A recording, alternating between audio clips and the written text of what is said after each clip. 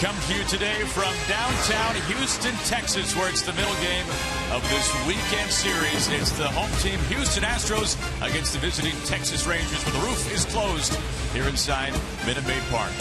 Well, how things have changed in the West for these two teams and for the division as a whole. We go back to July the 29th. The Astros were in first place by just a game over the Angels. And the Rangers, maybe to some were an afterthought at that point. They were 8 games outside of the Astros.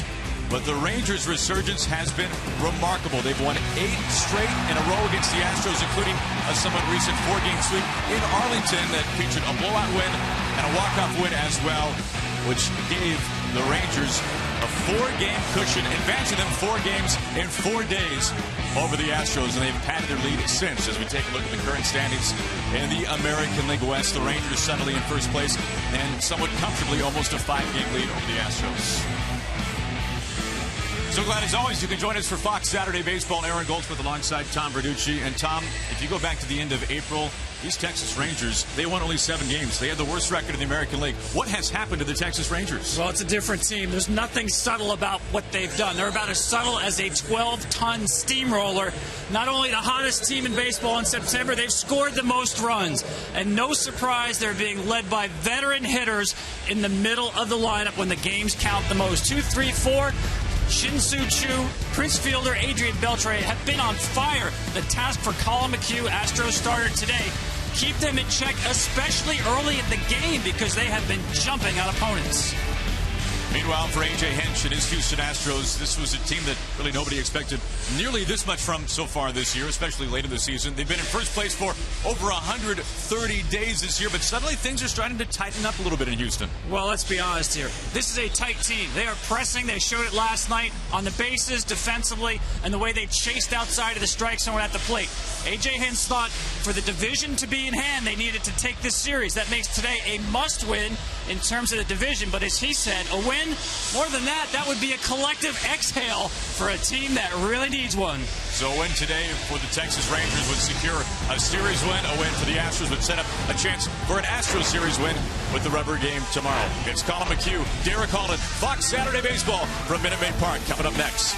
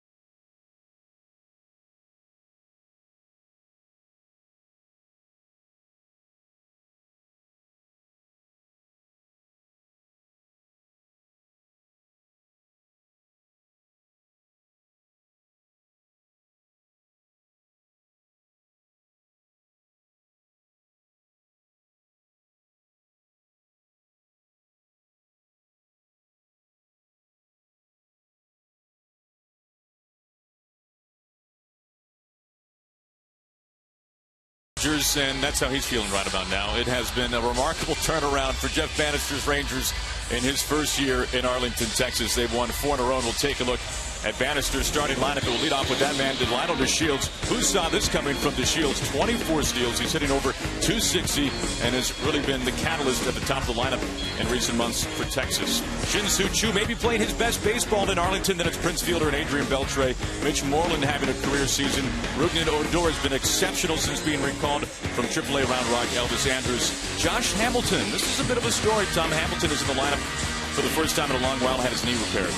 First time since the middle of August in the starting lineup. And how about that in the 8th spot? The second time in his career. The first time as a rookie back with the Reds in 2007. And we take a look at Colin McHugh, who for a while there early in his career it was Colin McHugh. And now people are getting a better idea as to who this young man actually is. Well, everybody knows about the cut fastball. It breaks so much, a lot of people will call it a slider. 5 lefties in the lineup against him, but actually he has reverse splits with that cutter on the hands of lefties. Much tougher on lefties than he has been on righties. Defensively behind McHugh, remember the Astros, they shift all over the place, so what we are about to see as to where guys will line up, well, that might not necessarily be the case once we get into the flow of the game, but it will be Castro behind home plate, Altuve and Correa up the middle. Marisnick covers all kinds of ground in center field. Lowry began the season at shortstop, now at third base with the emergence of Correa and George Springer in right field. And here is Delino DeShields, his last 6 games, 10 hits. And when he gets on base, it seems like more times than not he comes around and scores. And McHugh gets things going with strike 1. To be exact, that number is 48%, which actually leads the American League. So the job for McHugh begins right here. Keep him off base. It's an 0-2.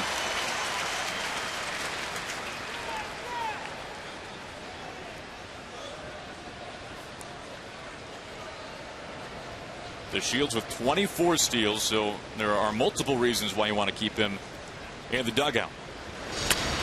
The opposite way, Springer angling over for out number 1.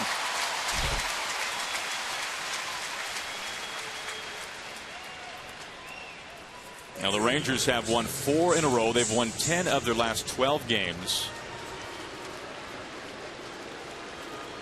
We mentioned earlier at the end of April, Texas was 7-14. Since then, the only team in baseball that has won more games than the Texas Rangers, the St. Louis Cardinals.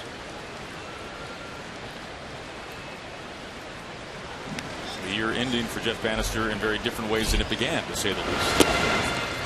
Well, I can't emphasize enough how important it is for McHugh to get his team off to a good start. This is a very tight team. They need something good to happen to them. And they've been playing from behind too much against the Texas Rangers. The last 4 times they've played, it's been 4-0 after 1, 6-0 after 1, 3-0 after 3, and 3-0 after 2. Can't play against anybody uphill, especially against this Texas team being so hot. They appeal down to third base, but he does not go. Well, something A.J. Hinch was telling us earlier this morning. It seems like by the end of the 3rd inning, all of a sudden, the Rangers are leading 3-0, 4-0. And when Texas scores early, this has been a theme for the Rangers. They've won 13 in a row when scoring in the first. 2 quick outs as Tom, we take a look at our keys to the game, brought to us by Ford. Well, I want to honor the memory of the late Yogi Berra, and let's do it with borrow from his dictionary, we'll put it that way. The Texas Rangers, it gets late early. Talked about how quickly they get out. They've won their last 13 games when they've scored first. And for Houston, no typographical errors. Play a clean game. And you're saying, what do typographical errors have to do with Yogi? He once had a game where he went 4 for 4, and the next day in the newspaper, the box score had him at 3 for 4. He was all upset, and somebody told him, calm down, Yogi, that was just a typographical error. He said it was not. That was a clean base hit up the middle. I can believe he said that. Speaking of up the middle, Marisnick, a long way to go for it. No chance to get there. And Fielder, who enters today 5th in the league in hits, a 2-out single. Just a strong man fighting off this cutter in on the hands. It's right where McHugh wanted it. Just parachutes into the grass in left center field. And this is where the Rangers were last night in the first inning, Aaron. 2 outs, nobody on base. And they couldn't hold down this combination of Beltre and Fielder. Now, Beltre has become the RBI man this month for Texas. 25 RBIs in September. That's over a third of his season total.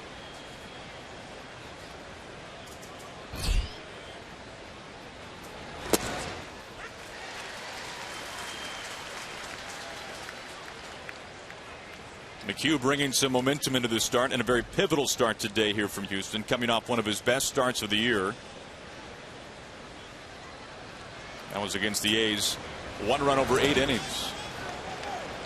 And as Beltre always does, feeling his own swing. Well, Beltre has been banged up the whole year, especially lately.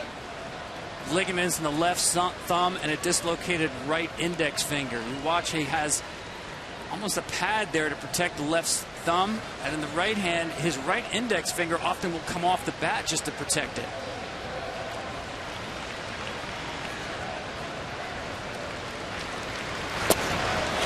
Jeff Bannister telling us he has never been around a more tough-minded player than Adrian Beltre. High praise. High praise, and if you've seen Beltre play over the years, not surprising praise either. He's been one of the best since 2010. 2 outs and a man at first. That's Fielder.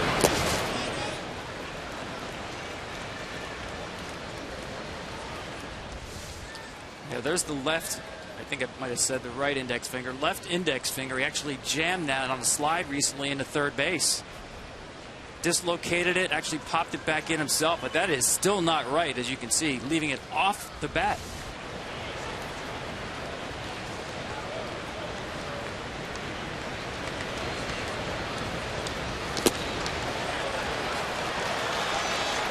Years ago, the Rangers were in Anaheim.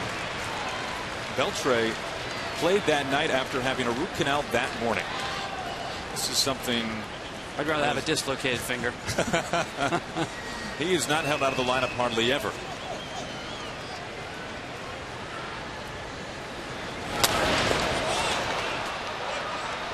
This is what Rangers have been doing all month, just grinding out at bats. Beltre getting the count full, and we've seen McHugh now with each batter with 2 strikes going to the 4-seam fastball. That's the biggest difference for me, Aaron. You mentioned that when he first came up with Colorado and the Mets, he was more of a sinker ball pitcher, 2-seam fit pitcher. But now the 4-seamer complements his big breaking ball much better. And he tries to bend that in. Instead, it puts 2 on with 2 out. And he got to Shields to fly out to right early in that bat. Shue a strikeout. Fielder a single, and now a walk to Beltre. Yeah, for McHugh, 3-2 breaking ball. I get it, because normally you can wake him up from a nap and he'll throw that pitch for a strike. Just didn't have the feel for that one right there. And let me tell you, it doesn't get any easier now with Moreland coming to bat. Mitch Moreland having a career season, a career high in hits and RBIs by a lot. Most doubles he's hit in his career. If I'm Moreland, I really have to look now for that cutter in on the hands. Starts him off the curve. What McHugh likes to do with the lefties, it's similar to what Mariano Rivera did. Have that ball at the same height as the knob of the left-handed hitter's bat, and just have it continue to run in off the barrel.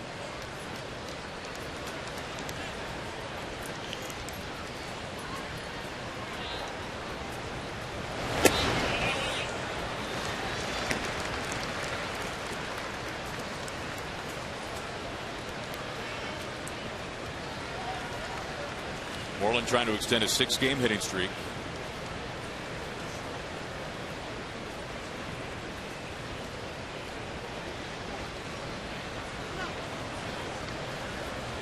We talked about the 2, 3, 4 hitters. Actually, the guy who leads this team in the hardest hit ball percentage is at the plate right now. Mitch Moreland, 9th in the league.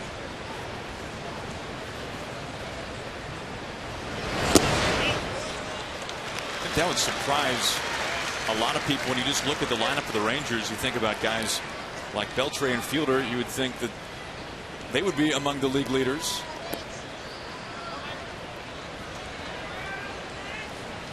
But Moreland having, at least from a national perspective, a little bit of an under the radar season, but he's been such an important piece for Jeff Bannister and the Rangers this season.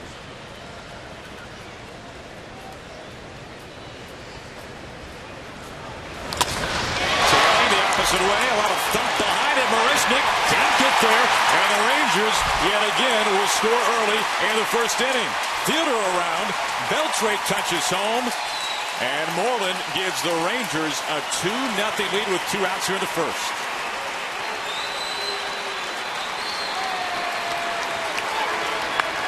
Two games in a row now. First inning, 2 outs, nobody on base, and it's rally time for the Rangers.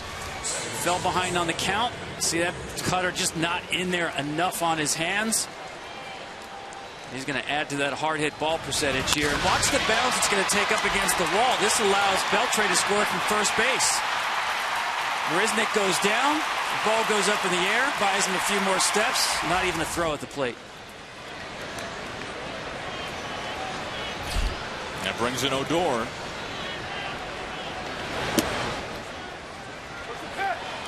Now, we touched on it earlier. The Rangers have won 13 straight when scoring in the first inning.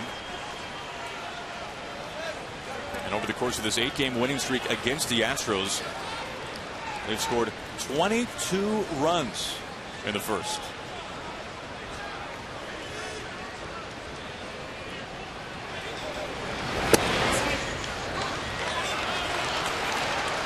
Just not quite sharp with that cutter yet. Nice job by Odor laying off that pitch. This inning already has turned into a grind for McHugh. Now, McHugh has been so good at home, especially recently. That's really saying something for how much of a hitter's ballpark this is. We take a look at the last 5 meetings between these two teams. The Rangers have won all 5, and the numbers give you an indication as to why, Tom. 39 runs in those 5 games. That'll do it. The Rangers have done such a good job remaking their bullpen. You know, scoring those runs early makes them an even more difficult team to come back against.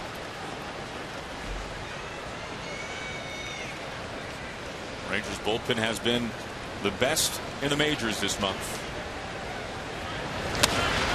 Fans, a little flare, gonna drop in. Springer charging, can't get there. Moreland around in from second, and it's suddenly 3-0 Rangers. Almost a replay of Fielder's hit where the cutter gets in on the hands. Odor again, as Fielder did, does a nice job dropping it in. Springer in right field actually got fooled on the big swing and had a late jump. Here's the first one to Fielder. See, that cutter's just not quite in enough. And this is almost similar location, down a little bit. That big swing. But watch Springer. He actually goes back on this ball. If he had a shot, any shot at catching it, he lost it on the first reaction.